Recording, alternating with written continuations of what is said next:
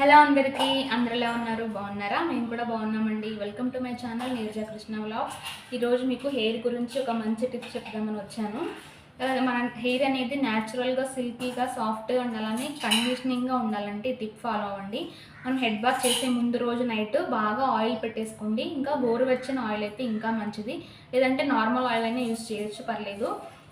బాగా మర్దన చేసేసుకొని తర్వాత రోజు మనం హెడ్ బాత్ చేసే 2 అవర్స్కి ముందు రైస్ వాటర్ ఉంటుంది కదా, ఇది ఎలా ప్రిపేర్ చేసుకోవాలంటే రైస్ని డస్ట్ అంతా పోయేంత వరకు చక్కగా నీట్గా క్లీన్ చేసుకొని ఒక 1 అవర్ పాటు నానబెట్టేసేయండి. రైస్ని వాటర్ని డ్రైన్ అవుట్ చేసేయండి. అదే రైస్ వాటర్ మన ఇంట్లోనే హోమ్ మేడ్ కండిషనర్ అనమాట, న్యాచురల్గా వర్క్ అవుతుంది వితౌట్ ఎనీ కెమికల్స్.